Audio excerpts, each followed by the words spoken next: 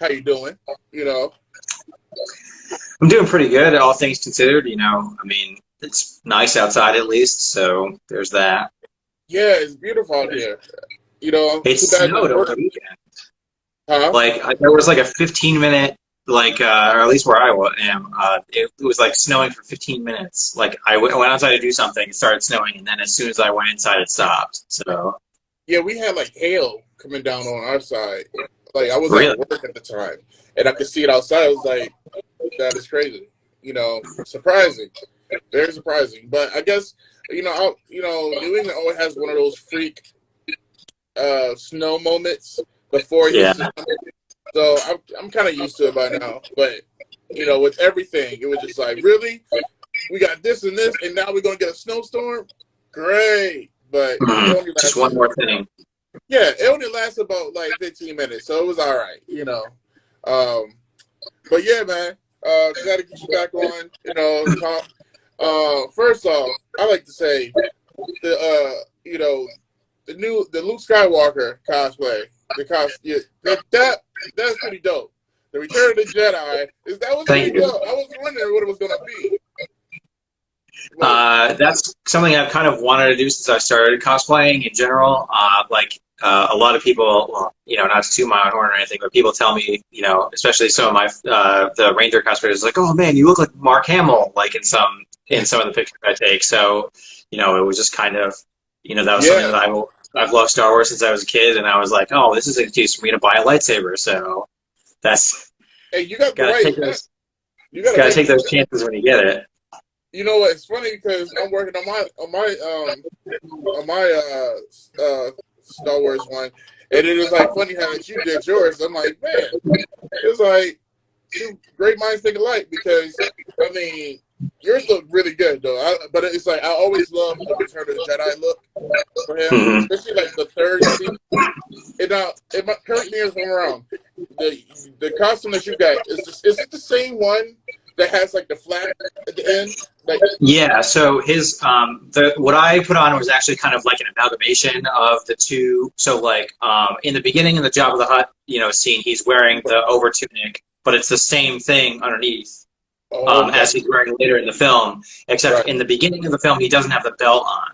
So I just kind of preferred the look with the tunic, but I thought, oh well, the belt is really cool, so I might as well just put the belt on over the tunic, and then that was kind of how that worked out. So, I mean, it's not necessarily accurate to any particular scene in the movie, but it's kind of like both outfits combined. Yeah, because I thought so. I was like, it looks like both of them, but it's like I couldn't really be sure, because I always loved that look. It's either the look with the on Cloud City, the tan white outfit, or the look that he has at the end of Jedi.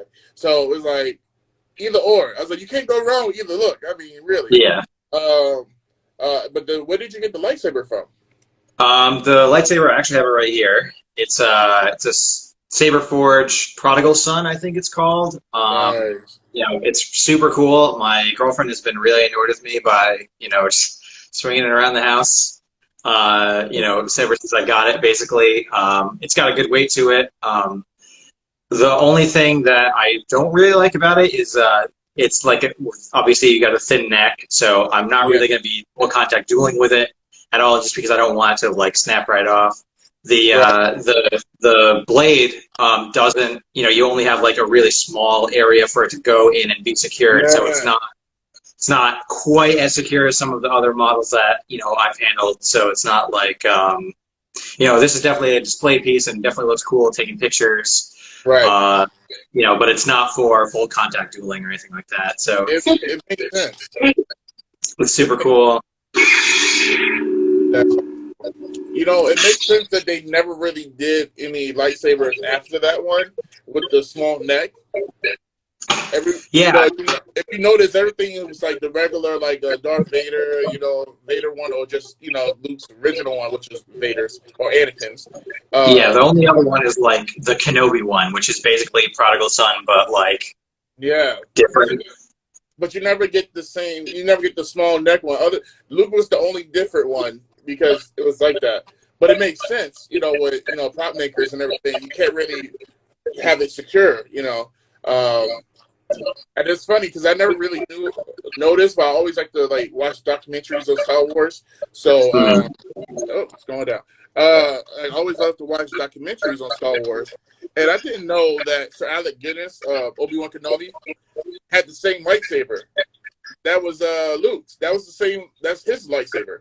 Yeah, it's basically the same. I mean, I'm sure that Yeah, they modeled it after, this is Luke made his own lightsaber and it's an homage to his, like, right. first or whatever. So, But it makes um, sense because I'm like, where did his lightsaber go? Because it was still there. I mean, but then again, I think maybe Darth Vader probably retrieved it and whatnot. So, but I didn't know that. I was like, oh, all these years I was this old when I realized that Luke Skywalker's lightsaber looks just like Obi-Wan Kenobi's. mhm. Never knew it. But yeah, man. So first question. Fix this camera. What got you into Power Rangers? Like, So, why Power Rangers?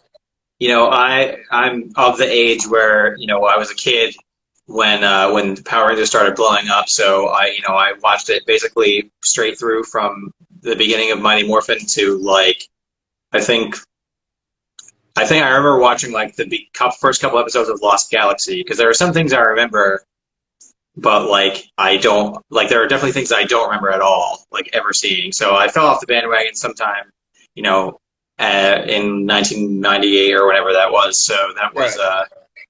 that was it for me. It was from the beginning, and then eventually I just grew out of it, quote unquote. I think we all. I think as I fix this camera, I think we all been there at times, but I always kept through with it because I really didn't go out as much. So kind of just kept watching all the way through. Favorite character? Like, what's your favorite ranger? It's funny that is a question that kind of changes the answer depending on the day of the week or what what I've been doing or what I've seen recently. As far as American Rangers, I think it's probably now I can't remember his name, Eric Myers, Quantum Ranger. Yeah, Um, yeah, yeah. Yeah. Someone I feel like doesn't get a lot of recognition, especially is Billy. David Yost has like when I was watching the series again, like through recently because I got it on DVD like a couple of months ago, Right. and I was like, man, he's got a really good like martial arts voice. Like when he does the ADR to do like all the ki and stuff like that. I was like, yeah, that's I never would have like thought about that before, but now I'm just like I think that's a really underrated thing that he was able to do. Yeah, like Billy was like I think he was underrated because think about it, like a lot of the stuff was depending on Billy, his character, for stuff to work. Because a lot of times, Zordon didn't know what to do or Alpha didn't know how to fix things, so it was all him. Mm-hmm. And plus, it's like alien technology or whatever, but yet he knew how to do it. Um, but yeah, he was definitely underrated. But and plus, he just had a cool character arc over the season. So, uh, first cosplay. What was your first cosplay, man? The first cosplay I did, I think, where I like serious, like, well, I don't know about serious, but like one of the first times I went cosplaying was actually with some friends of mine. We went to ConnecticCon in Yep. Hartford. I dressed up as Marty McFly, so like I had like the denim Wait, jacket. was it a bunch of y'all like the whole like Back to the Future theme? No, I don't think so. I think that I was my friend Jason and Rebecca. I think were they were dressed up as Jurassic Park, Dr. Grant, and the other one whose name I can't remember, Ellie maybe. But that's their thing, and they're like, "Oh, you should totally be Marty McFly." And I was like, "Oh, okay, cool, sure, I'll do that." My dad had a denim jacket from back, the first time that was cool, so I borrowed that. I got the puffy vest and the sunglasses or whatever. It's The one very thing I didn't have was the correct shoes, and I remember one guy like pointed that out the whole time I was there. So that was like my takeaway from that was like, man, if I don't get everything right, then some jerk is just gonna drag me. is always like, I mean, I'm particular about certain things, there's certain details with characters. That's why it's like depending on if I'm gonna do it or not. But it's just funny because you will run into those and be like, the minute thing that you're not even thinking about, that you wouldn't even think anybody's thinking about, they would pick it out and be like, hey, that's not really accurate. That's this type of outfit, or you gotta wear these type of shoes. Like, it's the weirdest thing, but you always come across at least one person. Yeah, I mean, you know, it's great. I appreciate people who have a super, you know, eye for detail, and but it always sucks to like be the guy, you know, who's wearing it. It's like, oh man, now that's all I can think about is how I'm not wearing the right shoes, and like, you know, everyone's gonna notice. Right. But that was just the one guy who pointed it out. I think that's why I never got into the contest, because with the contest you have to be really like, you know, particular with details and everything. And sometimes I just like to get my stuff out and done. But it's more like, as long as it look good in the pictures. Yeah, that's really what matters. You know, don't look at the tape behind the side. Don't just, like, shoot with an ankle. Just don't want to get, you know. As long as you don't do that, we're good to go. Yeah. So that's why I never want to do contests and everything. Because like because I'm gonna take some type of liberties if I need to get it through. Now, when it came to doing Power Rangers, how did you feel? Because I know my thing with doing Power Rangers was like wearing tights. You know, that's the thing that made me hold off of doing Ranger stuff for a bit, because I was worried about wearing tights. That was my thing. You know, I think that's a lot of people too. But how did you feel about that? Honestly, when I like kind of resolved that I was going to do this, I don't know if I had like a set date. Actually, I think maybe it was in the summer of 2018. I think I was like, you know what, I'm going to do this. You know, so I resolved to do it, and I think the day I wanted to do it for was at Emerald City Comic Con in Seattle the following year. So it was like I had like 9 months, I think, to prepare. I went on I hate the gym. So like I just like, okay, I'm just gonna go on a diet. I'm gonna be really disciplined. I dropped 50 pounds. I think I was like the lightest I'd ever been since high school. Yeah. And that was kind of my first, you know, experience was like, starving myself is maybe not the correct thing, because I was eating, you know, but like it wasn't like, you know, it was kind of eye-opening to like understand really what it was that I was eating on a daily basis. Right. And then to just kind of, you know, dial it back to be like, okay, well, this is what I need to do, and this is how I should be eating. And the first 2 weeks were awful, terrible. I can't tell you how much popcorn I ate in those 2 weeks. It was like insane. But you know, once you kind of get used to it, it's not that bad anymore. There's no calories in popcorn, you know. Yeah, they're very low calorie, but they take up a lot of space in your stomach. So like it was pounding bottles of water and eating popcorn. So yeah, because it's still carbs at the end of the day. So yeah, you know, feeling that you got what you achieved to be in a suit, like because I know how I felt. So how did you feel when you got to put the whole thing on after you worked tirelessly to get to that point? That was the goal. How did it feel to get to that point and like have the suit on and just be like, oh my God, this is it? Like, how did it feel for you? It was great, honestly. It felt like a really big triumph.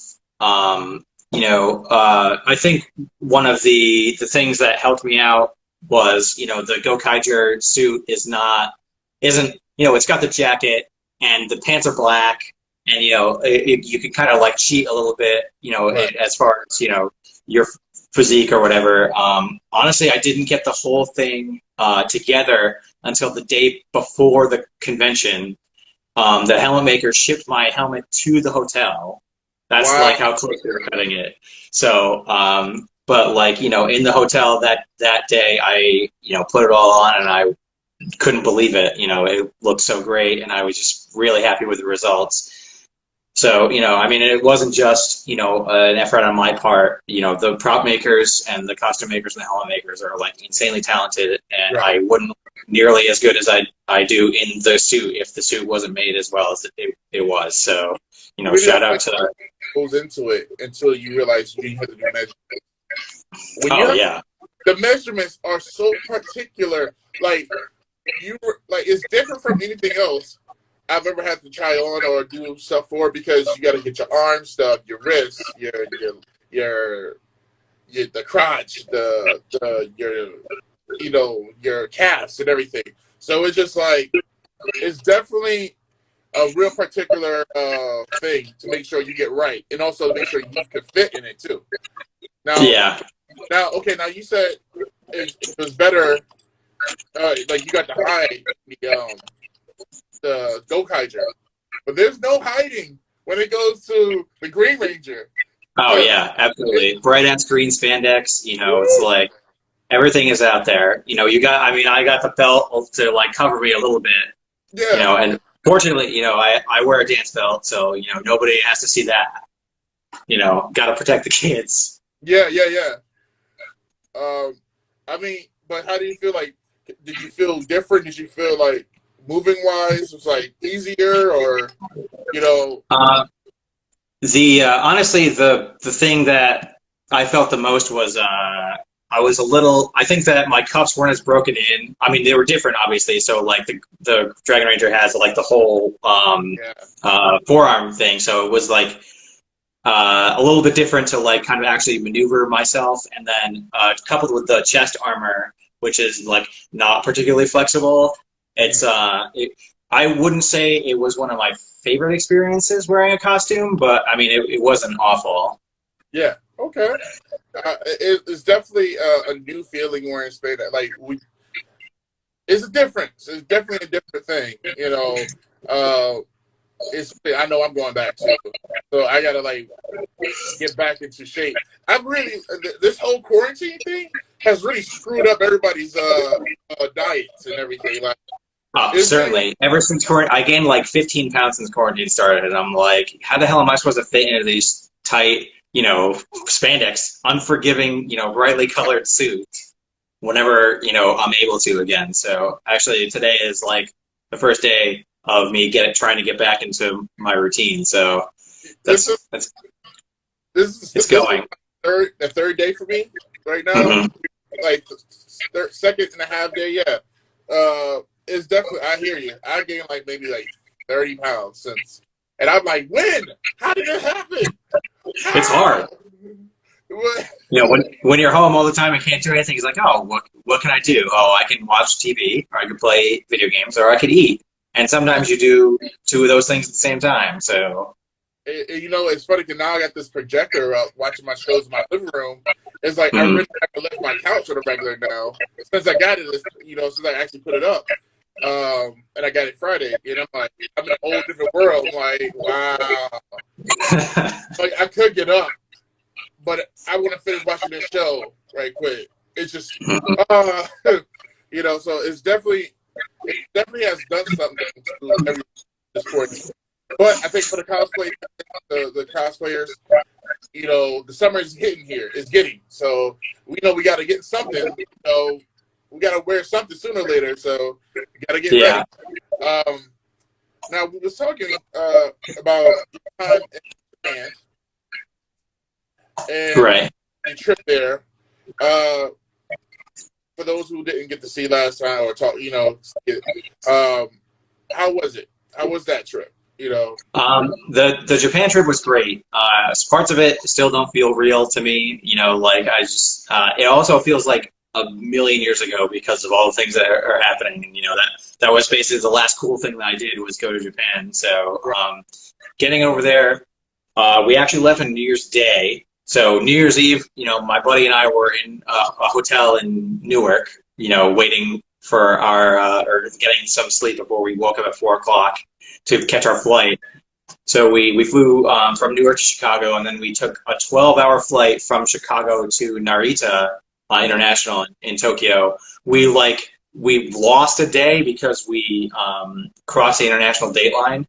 So we left on Wednesday and we showed up on Friday morning, which is The plane ride wasn't that bad. I mean, I'm not like afraid of flying or anything like that. The seats were like relatively, comfortable, but like I was starting to get stir crazy around like the 8 hour mark where, How, you can't how, really sleep.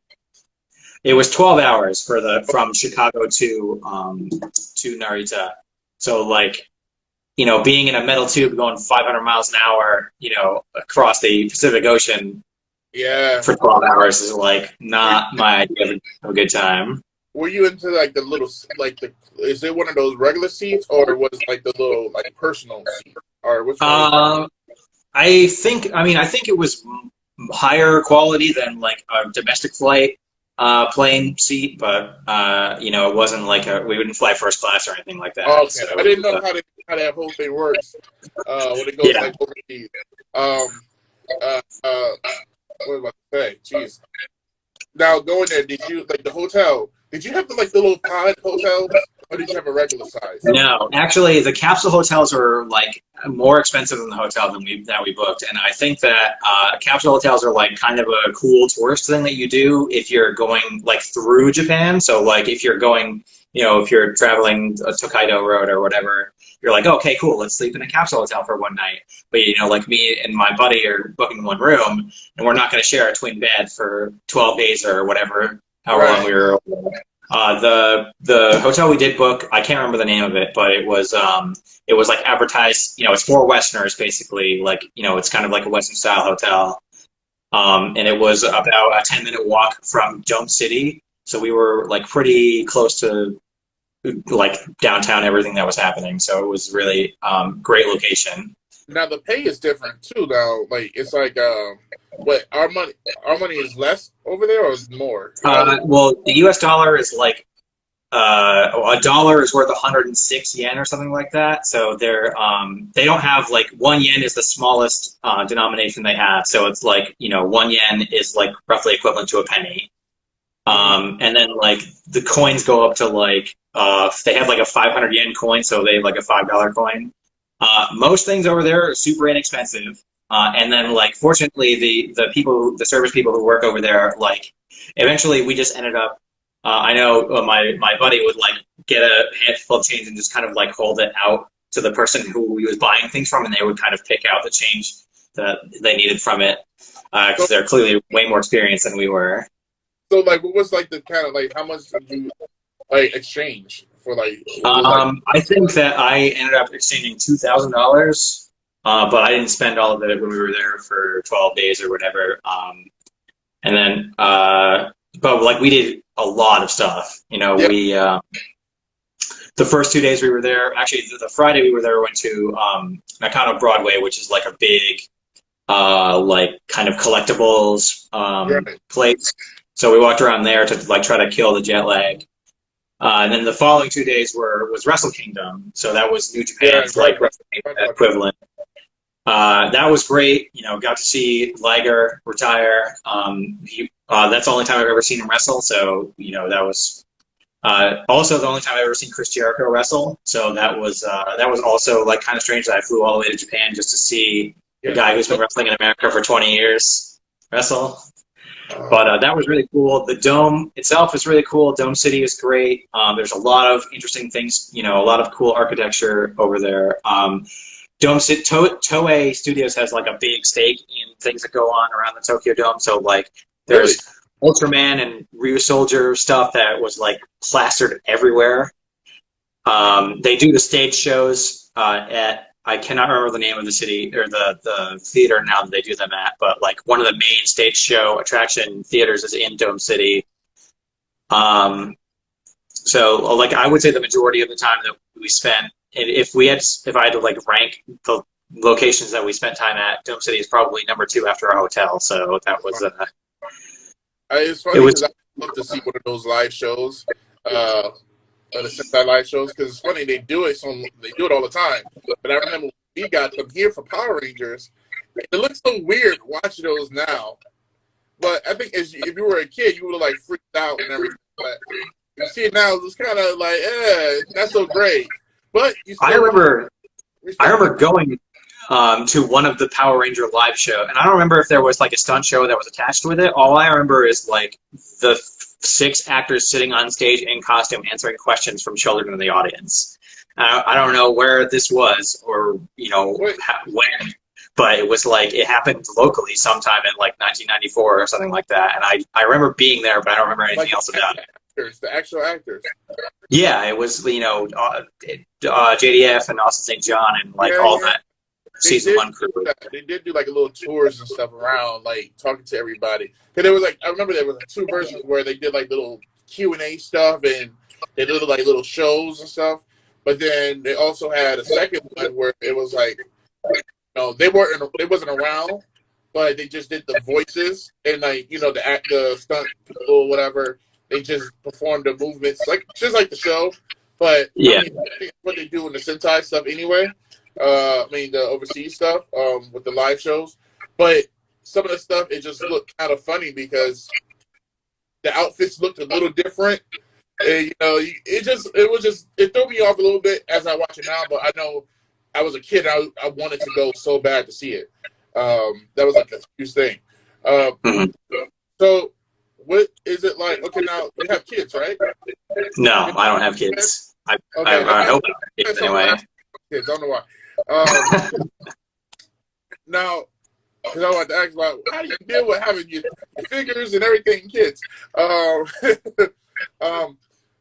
Now you're in a band. This is a band I really want to talk about because I didn't know that you were in a band. Like, when? How? Tell me more. I need to know. So, I've been playing music most of my life at this point. I used to play guitar a lot, but in the band that I'm in now, like the last 2 like real major projects I was a part of, I do vocals. So my band now is SLAYER. It's 2 people. It's me and my buddy from high school. You know, who you know, we both love metal. We never, even though we went to the same high school, we never like played in a band or wrote music or anything together. So like this is one day we were just like, why did we never do that? And then we just kind of started doing it. So, you know, this whole project probably wouldn't have happened if it weren't for the internet. Yeah. You know, he would write stuff and record it and then would send it to me and I would like give him notes. It's like, okay, I like this. This is really cool. Oh, okay. You know, maybe try this thing in this part afterwards or whatever. And then after we're kind of satisfied with where the song musically was at, then I would write lyrics and vocal lines and stuff like that. We have an EP. It's called Planetfall. It's on Apple Music and Spotify. We have a YouTube channel. I think it's youtube.com/StarSlayerOfficial. Don't quote me on that though. I'm not really sure. We recorded a video for our first single off the EP. It's called Immortal. If you just go YouTube search StarSlayer Immortal, you'll see my face yelling or something like that as the thumbnail. We actually went to Paterson, New Jersey to go film. Fortunately, even though our band is only 2 actual people, our good buddies and Fateless volunteered to come and fill out the rest of our band for our video, so we look like a real band. So shout out to them. Thank you for making us look legit. And then, we're kind of on hiatus a little bit at the moment just because Joe is the other guy in the band. He took a job, or for his job, he had to move to San Francisco. So, like, he's on the West Coast now. We're still kind of, shooting ideas back and forth, but nothing, like, really concrete has kind of manifested for our follow-up to the EP. But in October, it'll be 2 years since we released it. We're gearing up to release like kind of an interim single that's not going to be part of our our next release in the coming weeks. Just kind of like, hey, we're still alive. We're still out there doing it. So be on the lookout for that, I suppose. That's good, man. I mean, you can still be you can still be a 2-man band. Like what's it, Jack Black and what's his name? Yes, Tenacious D. Yeah, Tenacious D, they're a band. There's 2 of them. It can happen. Yeah. It's a possible thing to happen. Because Tenacious D is dope anyway. So can't argue with that. Now, what do you play? Now, what instruments do you play? So mostly for this project, I'm just primarily lead vocals. I do write, I play guitar. I play guitar since I was 13, so more than half my life at this point.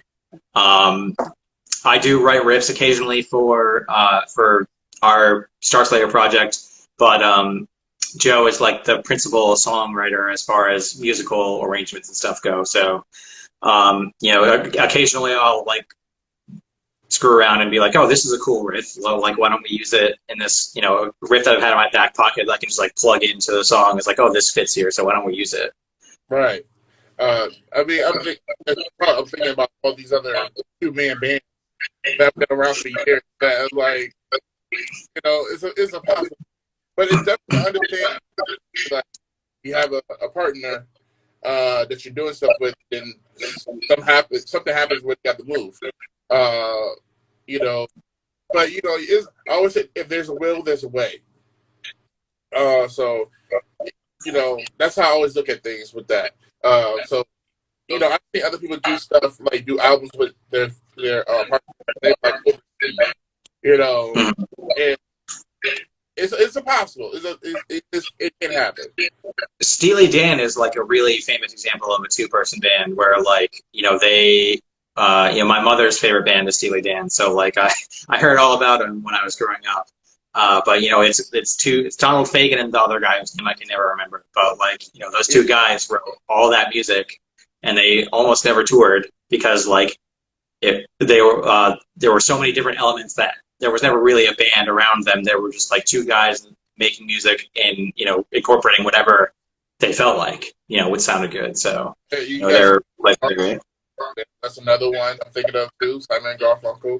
They always had great music. Okay, so how does your wife cosplay? Yeah, she does. She still be. Yeah. So like she doesn't like she cosplayed once. When we went to visit some friends out in Chicago, we went to Wizard World, and my friends were all doing a Voltron, like a Netflix Voltron plainclothes, cosplay, and they didn't have a hunk. So, the week before we left, we went around the mall looking for clothes for her, hunk, and I think she pulled it off pretty good. She didn't really watch the show. She was just kind of doing it as like a fun thing. And, people were coming up to her, and asking, oh my God, I love your hunk cosplay. It's great. Can I take your picture? And it was a little much for her to kind of be in a situation like that where she's never been like that before. But she, told me, like, I feel like they knew my character better than I did. So I just kind of went along with whatever anyone said about it. I cosplayed at the same convention. I was Kota Kazuraba, the like Kamen Rider guy playing clothes. I had the jacket and like the Sengoku dropper or whatever. Nobody recognized me. One kid guessed that I was the 6th Power Ranger, and that was about as close as it got. So I was a little jealous about all the attention that everyone else was receiving, and I was just kind of there taking their picture. I did a plain clothes. It was like the first time I was ever at Kineticon. So I didn't have a costume or anything. It was my first time at Kineticon. It was like the first one. That was my my Time Force. Morpher. That's all I had. So I was like, I guess I'm on Time Force Ranger and plain clothes. So that was literally the first thing. But I can't really call it a cosplay, costume. But it was just like, if anybody notices, you never know. Yeah, exactly. I just turned it on. Does anybody say something? But the closest, and it's still, nobody knew until nobody really paid attention. So it was like, I tried. I'll be better next time. But definitely, it's always funny when you hope to see people like notice what you're doing. Like at least if you get one person, person. Honestly, like plain clothes cosplays are kind of difficult if you're not the person who's cosplaying. Sometimes with the advent of like the Marvel Netflix shows and all the CW and like it's hard to tell who's cosplaying and who's just wearing a leather jacket. You know what I mean? So like it's a little it's a little difficult. So, you know, you got to be really sure that somebody's cosplaying something before you go up and say, "Hey, that's a great, you know, so and so costume," and they look at you like, "What?" You know what? Like there's a few like if you have to think of Felicity Smoke. If a girl wants to do Felicity Smoke from Arrow, that's the easier one because it's a simple, but it's kind of like just have an iPad or something and your hair back and the glasses. If you want to do a Tommy cosplay, plain clothes, it's pretty much iconic. You can get that like that all white outfit from the movie, or the green hoodie, the green hoodie, the plaid hoodie. Yeah. You know, something like that. But it's kind of anything else is kind of hard. It's really hard to do. The worst offender is definitely Jessica Jones. Like any dark-haired woman wearing a leather jacket is just Jessica Jones. That's it. I think the scarf is really the key. You know, if they're not wearing a scarf, they're not cosplaying. So that's kind of the rule that I've gone by. You know, like that could be just her look for the day. Yeah, maybe. It's just a coincidence. Or RPM. RPM was another one. That if you don't know the show, you just like, oh, you just wearing a jacket. You know, you can have the morpher with you, but if they don't notice the numbers and stuff on the jacket, like, oh, just regular casual, whatever. So definitely, yeah. You said before, comic writer. Yep. Your favorite comic writer. Like, I think my favorite actual like main Kamen Rider is Kamen Rider Kabuto. I like have this terrible tendency to like the secondary writer more than the main writer in the shows. But I think my favorite show, Kamen Rider show, might be O's. Yeah. Okay. O's. Wait. O's was which one he had? What was the theme of that? He had like the 3 coins or the medals like go into his belt. Yeah. Yeah. And like the greatest character in any Kamen Rider show ever, which is Ankh. I loved Dime, but I thought about it from last time. I really did love the look in like the story of Decade. Kamen Rider Decade.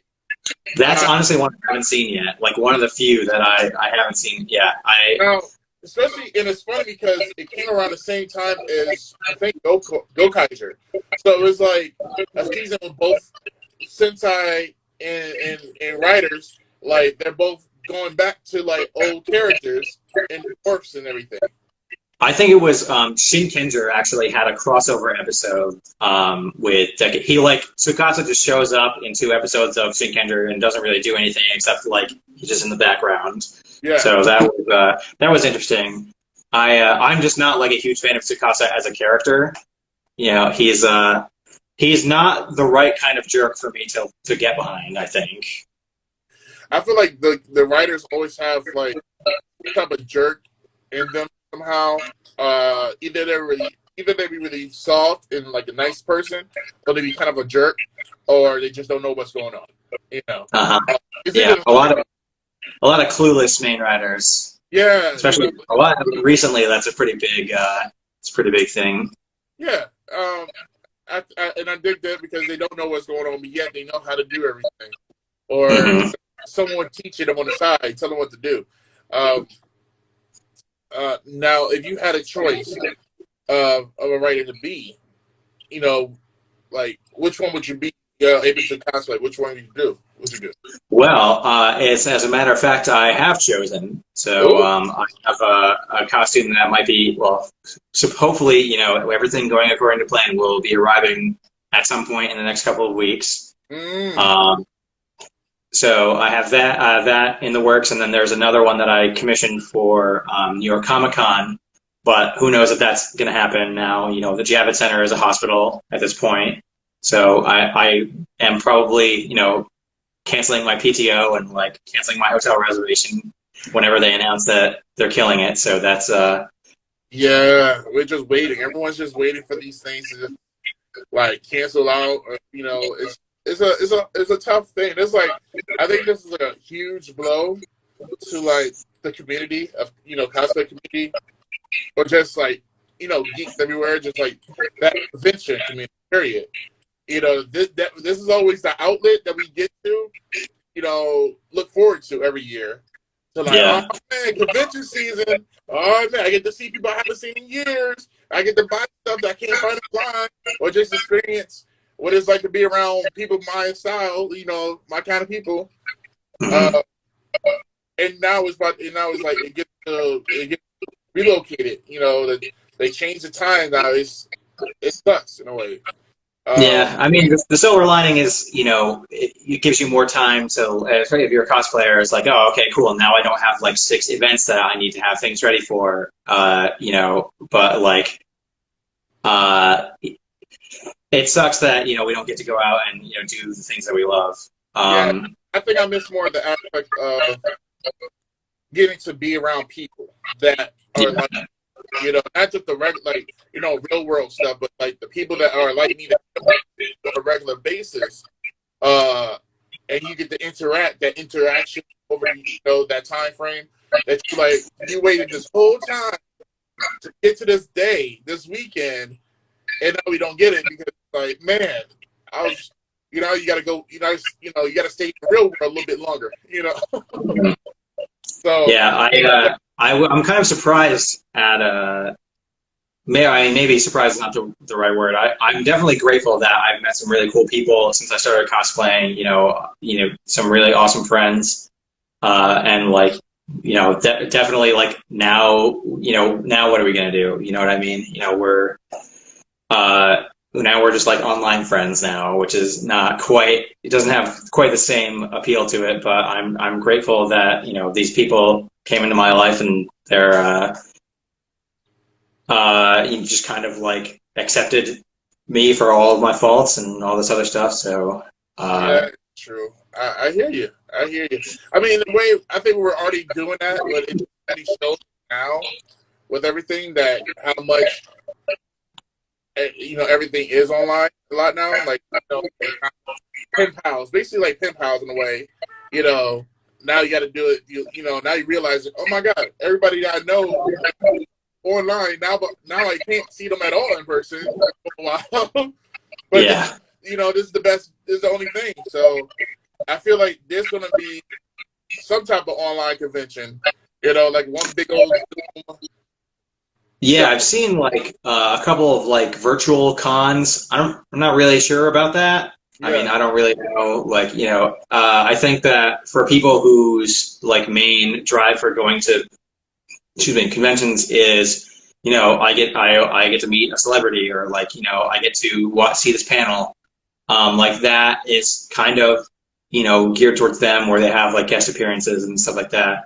But like, you know, I don't really know what that's going to mean for like the cosplay aspect. You know, I'm sure they're not going to just have a room where people sit, you know, with their cameras on in costume for people to come in and see them and compliment them. Yeah. So I think the only thing right now I've seen so far, people actually putting their cosplays on and stuff, and being on camera, is like the little "Don't Rush" challenge. Those little challenges right now.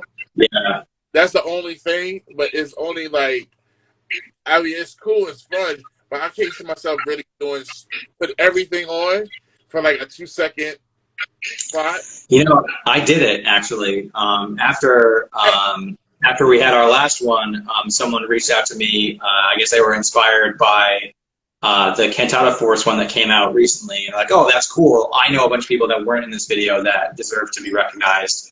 So they graciously, you know, reached out to me and was like, hey, do you want to do this? And I'm like, oh, yeah, sure. Okay, cool. And then that was the thing that I was outside doing where it snowed, you know, only for the time that I was outside and not any longer. So I mean, I don't really have any details about that other than it's coming out at some point. So I'm sure I'll plaster it all over my. It's a cool idea, but I'm just too lazy to do it.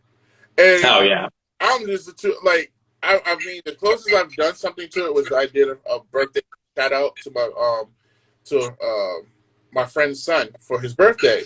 That was cool, and I just had my hoodie and my helmet and, you know, gloves on. And even in that part, I was like, it was worth it. It was fun. But even in that part, it was like, man, I forgot that I need somebody to help me put the helmet on. yeah. It's been so long, you know, that you kind of forget like when I was putting my suit on, I was like, gosh, like I must have forgot 3 things before I like actually went downstairs, and to do this whole thing. So Right. that was an interesting experience trying to remember all of the odds and ends that I need to make sure my suit is actually complete. Hopefully, I'll remember by the time con season rolls around again, and I can pack all the things I need to go somewhere. Yeah, like I know for sure now if I'm going, like the stuff I want to work on, especially with spandex wise, I'm making sure it's more spandex because it's a whole lot easier to pack. Yeah. So it's a lot easier to pack. You can switch in and out really fast. It's lightweight. It's cooler. You don't have to be too hot in it. So that's what I'm gaming to for this concept. It's lightweight stuff, easy to carry. Just that type of thing. That's what I'm looking for. Not a lot of props. That was my thing last year was I had too much props that I had to carry, and I started doing all that. So yeah, it always seems like a good idea until you get there. At New York Comic Con, we did the Gokaiger shoot, and we had Tyler Oslo make our Gokai sabers, and they're beautiful. Great. They look fantastic. I mean, mine looks a little better than everybody else's. Honestly, like that's not even like me just blowing smoke. It's true, but it's true. He does good work.